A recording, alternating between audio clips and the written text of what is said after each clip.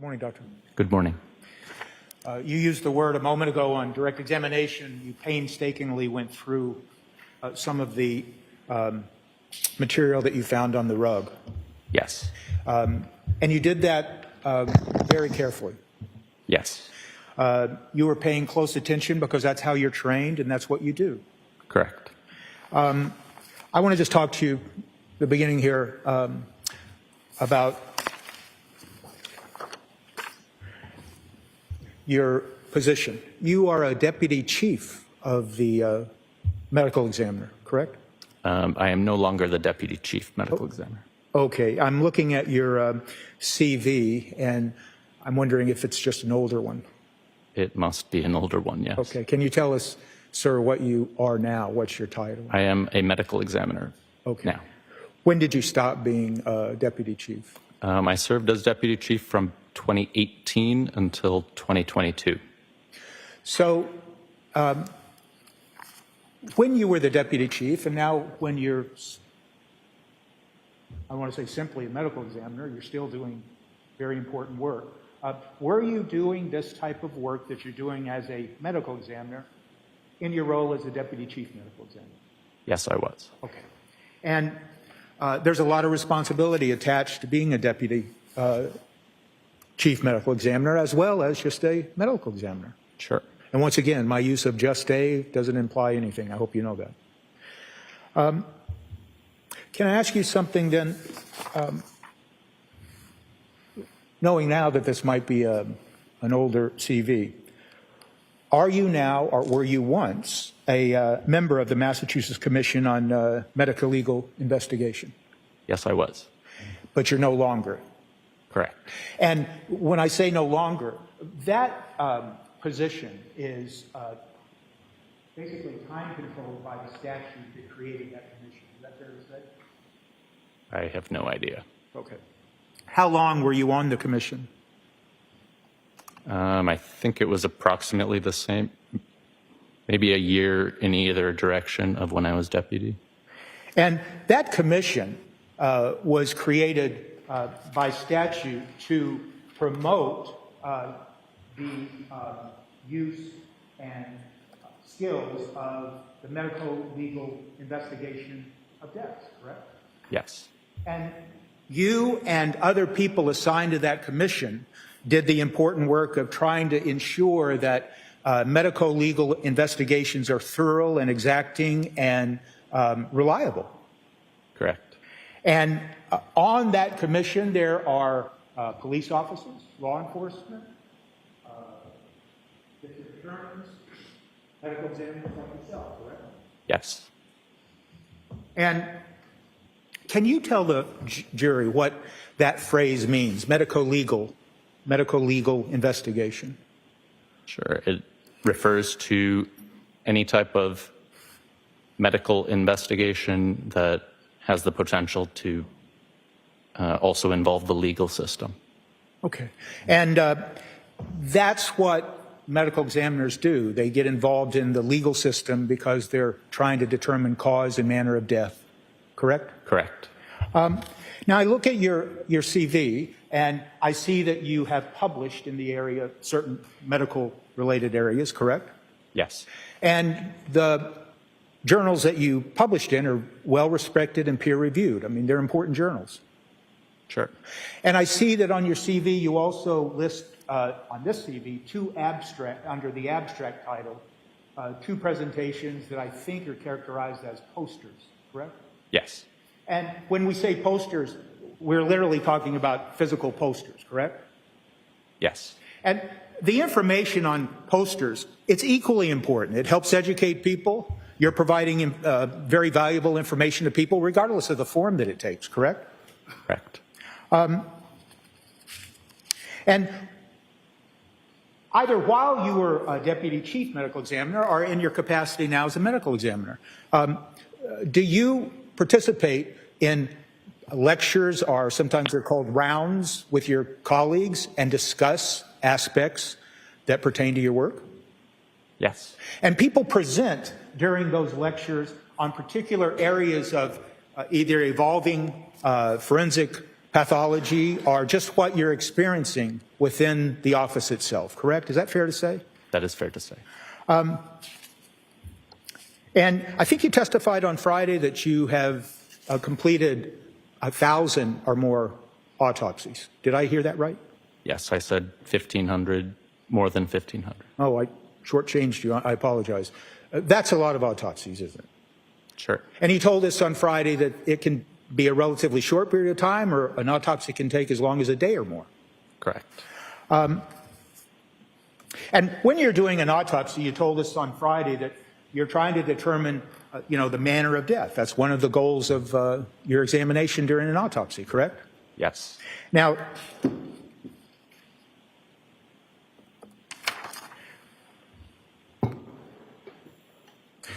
one of the things that the Office of Chief Medical Examiner here in Massachusetts does is it's responsible by law to investigate various forms of death, correct? Correct. And that includes death by accident or unintentional injury, suicide, correct? Sure. And it includes death that is under suspicious or unusual circumstances, correct? Yes. And in fact, it includes death that may occur if somebody's in jail custody or something like that, correct? Correct. It also specifically includes a requirement that you investigate sudden death, correct? Correct. And it requires that you investigate sudden death when the decedent was in apparent good health, correct? Correct. And that phrase that I just used, sudden death of the decedent who was in apparent good health, that is contained in the statute that applies to the Office of Chief Medical Examiner, isn't it? I believe so, yes. And so the statute and what you do as a medical examiner, you have to investigate where there is a suspicion or information that suggests that someone suddenly died, correct? Correct. And specifically where somebody suddenly died that otherwise looked like they were in good health, correct? Correct. And that statute requires that certain people, like police officers, physicians, hospital administrators, licensed nurses, DCF social workers, funeral directors, they are required by that statute to report that information to the Office of Chief Medical Examiner, aren't they? Yes, they are. Or they could be fined under the statute, right? I don't know that for sure, but I'll take your word for it. Okay, thank you. So now turning to just manner of death. Manner of death can be, and please correct me if I'm wrong, a manner of death can be classified as accident, correct? Correct. Suicide, Yes. homicide, Yes. and then there's a category of undetermined or could not be determined, correct? Correct. Is it fair to say that a determination, or a manner of death that results in a classification of undetermined is a classification when the information pointing to one manner of death is no more compelling than one or more competing manners of death after considering all the information you have? That is correct. So you are familiar, aren't you, Dr. Atkinson, with the National Association of Medical Examiners? Yes. Sometimes it goes by the acronym of NAME, M-A-M-E. Correct. You're also familiar with their 2002 publication, A Guide for the Manner of Death Classification, correct? Yes. And it's that particular document is kept at the Office of Chief Medical Examiner, isn't it? Like it is in many offices, correct? It's on the internet. That's where I usually look at it. So it's available to look at for medical examiners when they're just reviewing some of the material that's in that 2002 publication. Yes. It also lists specifically those four manner of deaths that we just talked about. Yes. And others. I'm sorry, I had to cut you off. And others, too. And others. And then that guide goes through anecdotal, or, it's my word, not yours, but it goes through examples of what types of causes of death may result in certain mannerisms, correct? Correct. And a cause of death is different than a mannerism, isn't it? Yes. And so as your role of medical examiner, you will not only determine the manner of death, but you also will attempt to determine the cause of death. Right. And some of that information finds its way specifically in, for instance, a death certificate applicable to some individual, correct? Yes. It's very important to evaluate all the information you have before reaching a conclusion as to manner of death and causation, correct? Correct. And is it fair to say, doctor, that without a physical body, the Office of Chief Medical Examiner cannot make a finding of either manner of death or cause of death? Without what? Sorry? With a body, with a Without physical body? Generally, we don't do that, no. Okay. Now,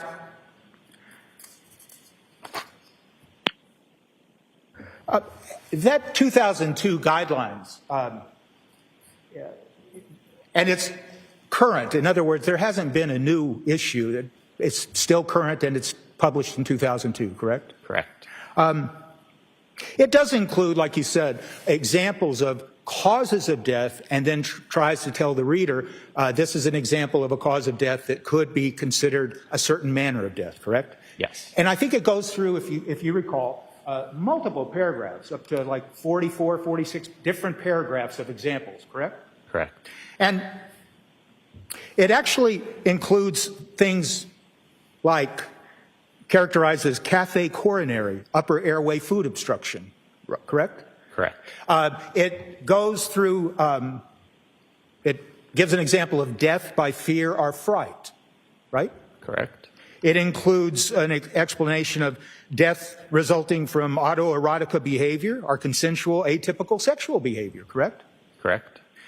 And it goes on to say, just as an example, specific to that cause of death, autoerotic behavior, it talks about that causation as being, in large part, considered accidental death. Specifically, autoerotic asphyxia, yes. Okay, autoerotic asphyxia. Can you tell the jurors what asphyxia is? Asphyxia is anytime oxygen is deprived from parts of the body. In the case of autoerotic asphyxia, it's due to a ligature compressing the neck vasculature or the blood vessels in the neck. Now, I just want to talk to you for just a little bit about some of the causes that are considered to be causes of sudden unexpected death. We can agree, can't we, that sudden unexpected death is a rare occurrence? Sure. Well, is it rare, or does it happen more often than Any rare? possible cause? It's pretty rare, I would say. Sure. Okay, and there's any number of causes of sudden unexpected death, isn't there? Very many, yes. Okay. And those causes for sudden unexpected death, they are known within the forensic pathology world, aren't they?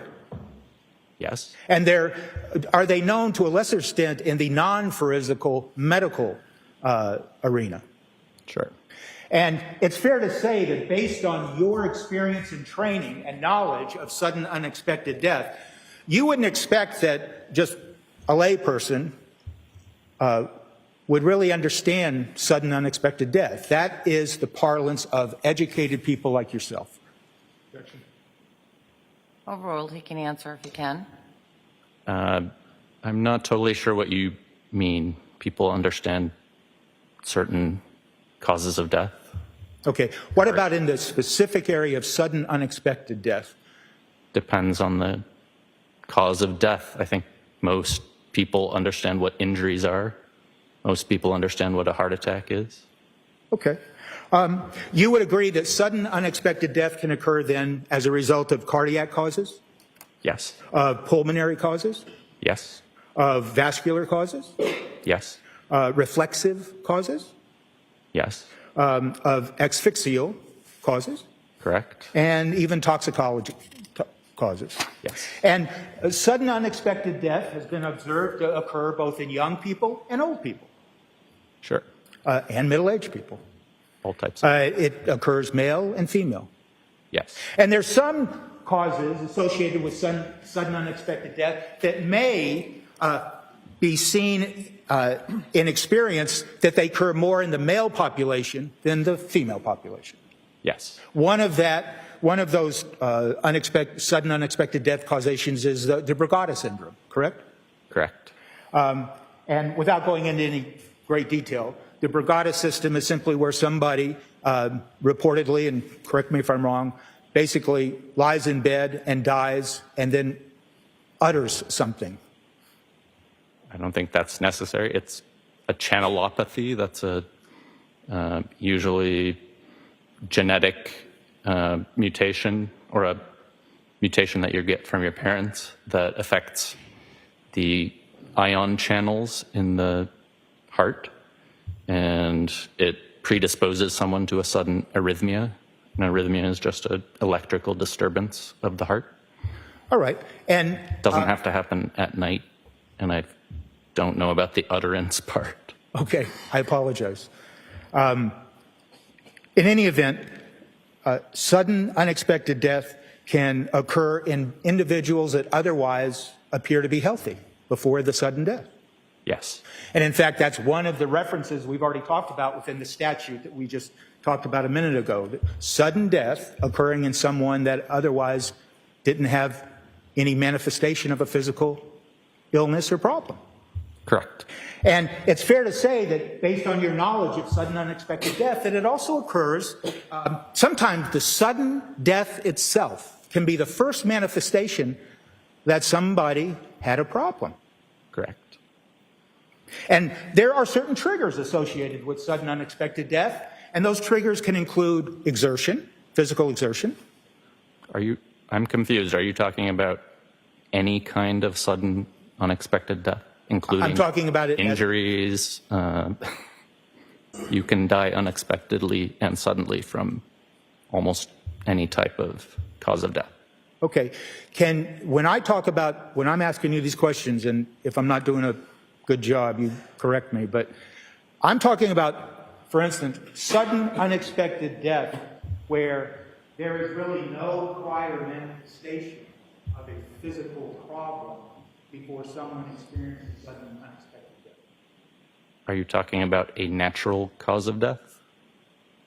A natural, yes, not a death resulting from anything other than something natural and internal. Yes. Okay. And what was the question again? Sorry. So, a sudden unexpected death, given that characterization, the trigger for such a sudden unexpected death can include physical exertion, correct? Yes. But it also can occur without any particular physical exertion, correct? Correct. And it can include, for instance, in trained athletes who have been trained to do sports. It happens there too, correct? Yes. And it can happen as a result of sexual activity, for instance. Correct. And it can happen as a result of illness or stress, correct? Correct. And, I mean, it can happen, if you know, sir, it can happen as a result of travel or extended travel or things like that in a person. Sure. Now,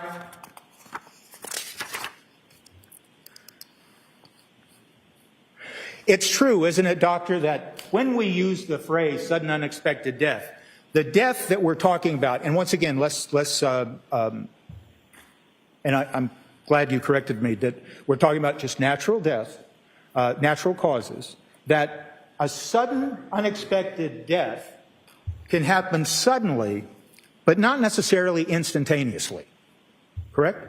Depending on which type of disease would cause it, yes. So, for instance, that example you just you talked about,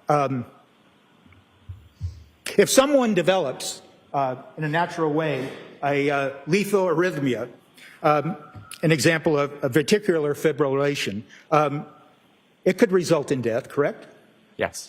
And that mechanism, I'm going to call it a mechanism, but you tell me if it's different, that the heart chambers quiver and they fluctuate, and that's what causes the fibrillation, right? Yes, it's an electrical disturbance that makes it so that the heart stops pumping. And at times when you examine someone who has experienced this on an autopsy, you actually don't see, and I'm not talking about you personally, but I'm talking about medical examiners related to this, you don't see any structural defect in the heart. Of people who have died from natural causes? Yes, yes, From a cardiac dysrhythmia? yes. You can't diagnose a cardiac dysrhythmia unless the person died while attached to a cardiac monitor that can see the actual dysrhythmia happening. In fact, most cardiac dysrhythmias, you do see something structural in the heart. The one you were talking about before, bragata syndrome, several others like long QT syndrome, will not have visible, even under the microscope, signs. You just used the phrase long QT. Could you just define that for the jury?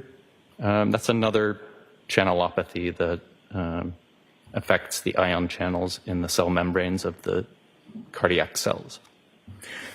And let's just stick to the case of a ventricular fibrillation and someone who suddenly dies as a result. It's fair to say that during that process that they can continue to look and appear as if they're making movements, that they might be conscious, but in fact, their body is dying and they then experience sudden death. Usually if you're having a cardiac dysrhythmia, you can have movements, seizure-like activity, but usually you're not looking like a normal person would. Okay. And it's very quick. And sometimes in your experience as a medical examiner, you've had reports where people talk about the minutes before or the short time period before someone experienced sudden death, and they talk about the way they were moving or they were even walking, but they might have been mumbling, and then they die. And they describe those behaviors to you, don't they? Occasionally we'll get something like that reported to us. Okay.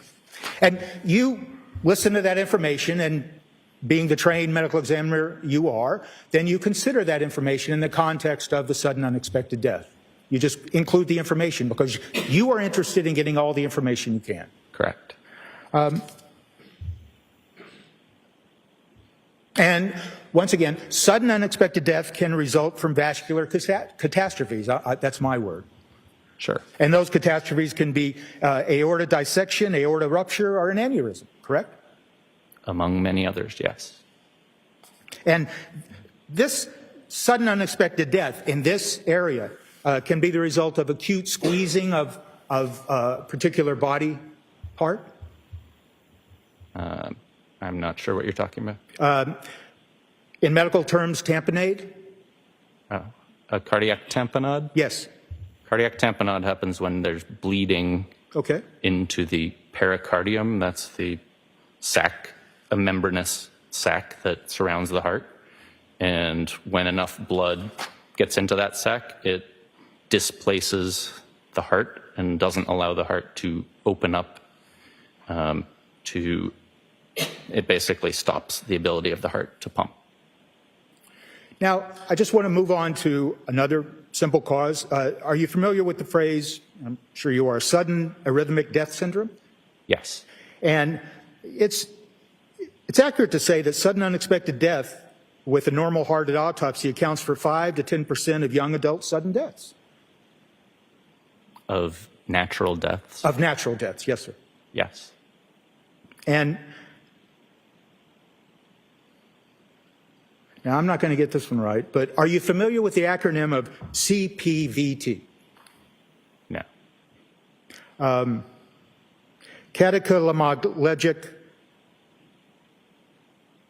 tachycardia. I probably butchered that up, but does that ring a bell? Catecholaminergic? Thank you. Yes. I still don't know what the other two letters stand for. Okay. Polymorphic ventricular tachycardia. I said it wrong again, but That's probably another dysrhythmia. Okay. Or tachycardia is a fast heartbeat. Now,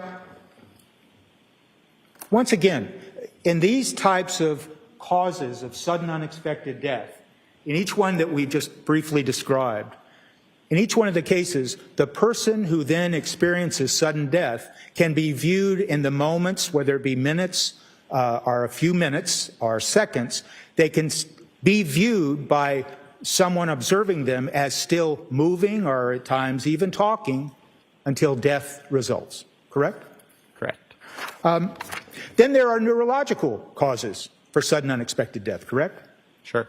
And they are arrhythmia linked. Am I right in saying that?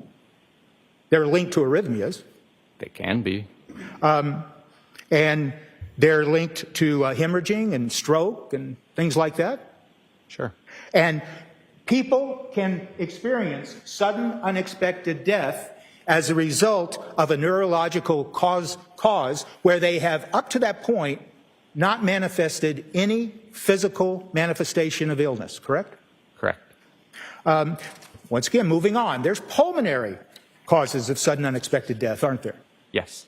And for instance, massive pulmonary embolism is the leading cause of sudden unexpected death in young adults, isn't it? It's one of them, yes. And this is one of those causes of death that can result from one of the triggers, including recent travel, right? That's one of them, yes. Hormonal therapy? Yes. And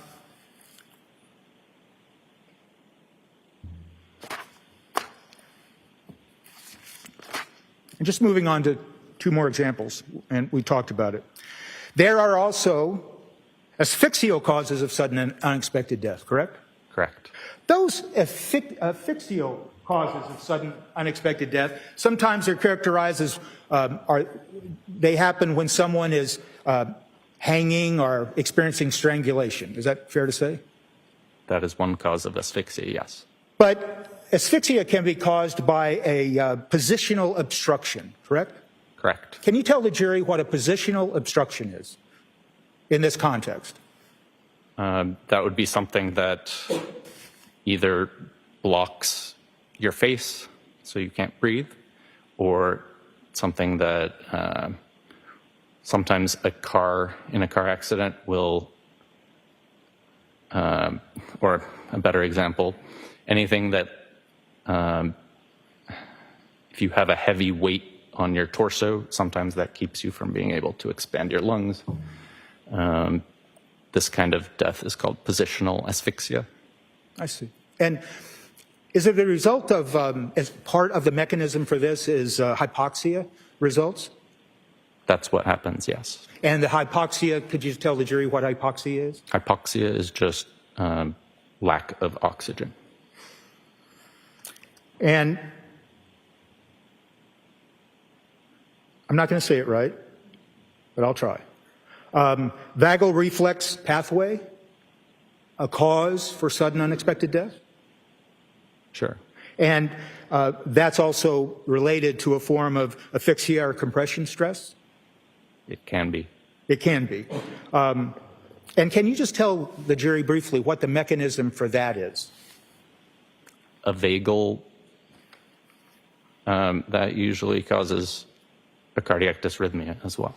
Okay. And can that occur when there is some pressure on the vagal nerve? Yes.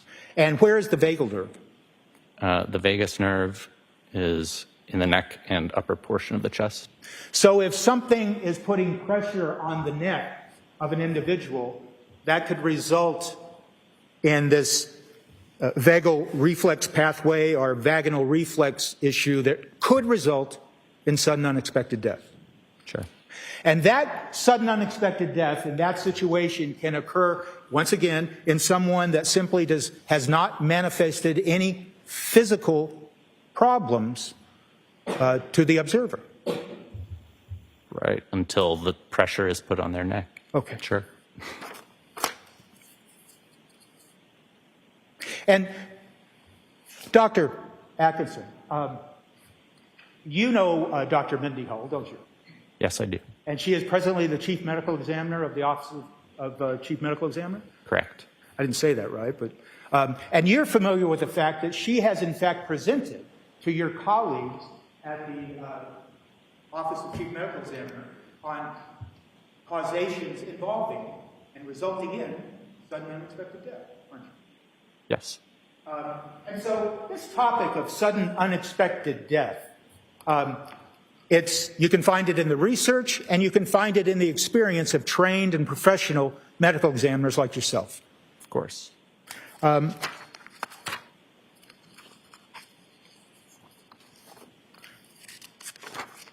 So just to conclude, we can all agree, isn't it, that sudden unexpected death is rare, correct? Maybe I'm overstating that. I'm sorry. People die suddenly quite often, but depending on what parameters you're talking about, in a young person that has no medical history, yes, it's rare. Okay. It's rare for someone without medical history. You see it more often in the forensic setting than, say, someone sees it in just a non-forensic setting. Is that fair to say? Because that's part of your job. Yes. And it occurs in individuals who otherwise have never manifested any medical problem. It can. Thank you, Doctor. Thank you very much. Any redirect? Yes, Your Honor. Right ahead. Thank you.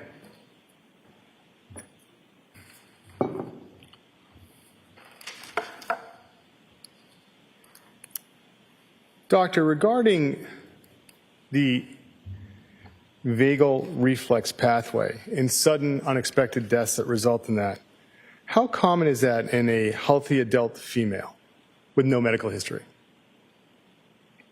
It depends on, definitely not common at all, but. And in this case that you were working on, what evidence did you see of someone suffering from an injury to the vagal reflex pathway? There was no evidence at all in this case of any type of death. Okay. Or at least there was no body to autopsy. So that's kind of a follow-up question to that. There's no body to autopsy.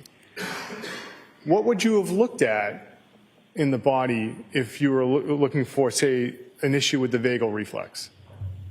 Well, something like a cardiac channelopathy can't be diagnosed at autopsy, but it's a diagnosis of exclusion that we only ever would put on a death certificate because it's so rare. If we did a full autopsy that excluded injuries, that excluded toxicology as a possible cause of death, that excluded all the far more likely causes of natural death, like pulmonary embolism or heart disease.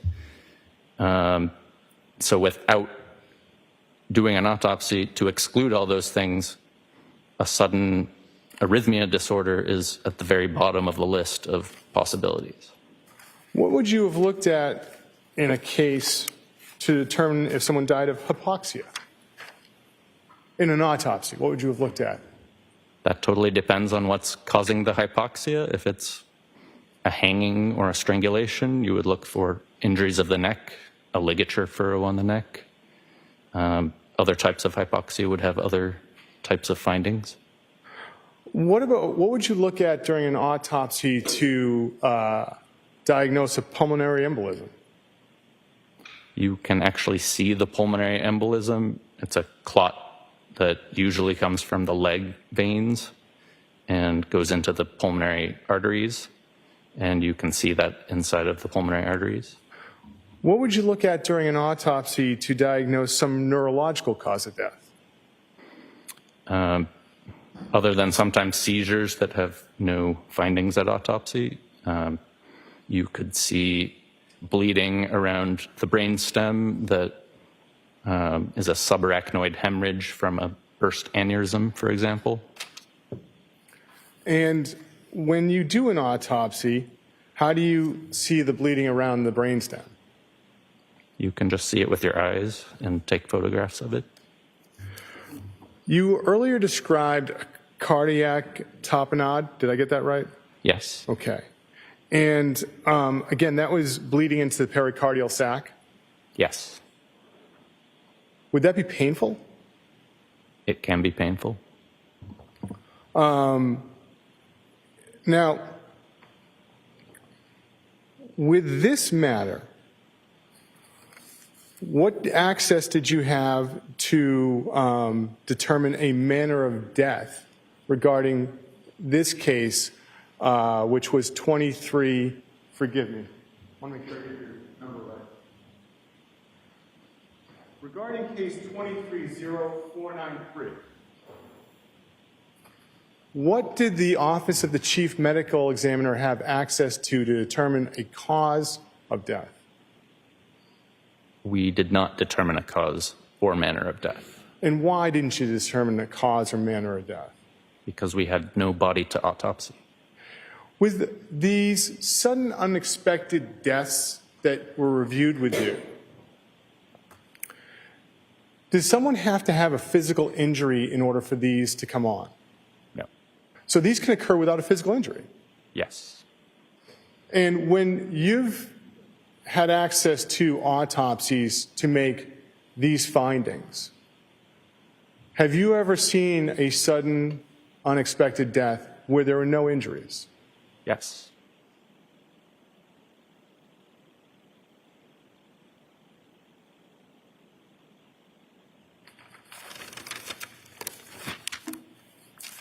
Moment, Your Honor. Yes. Thank you, Your Honor. Doctor, you reviewed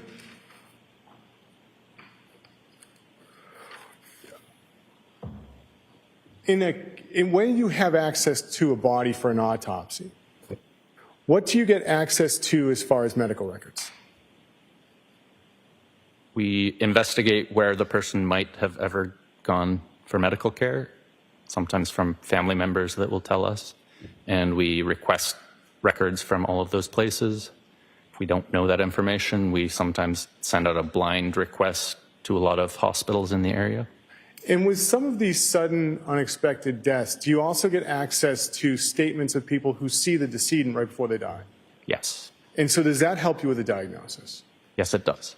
And did you have any access to any statements regarding Miss Walshe before she died? No. With these sudden, unexpected deaths that were reviewed through you,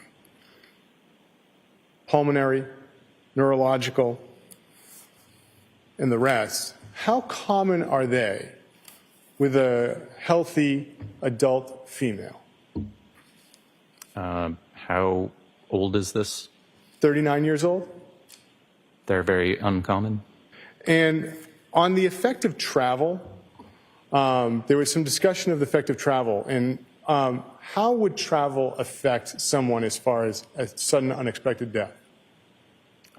Generally, that refers to travel being a risk factor for pulmonary emboli or deep venous thrombosis, DVTs of the leg, and it usually occurs in very long flights where the person doesn't get up and move their legs.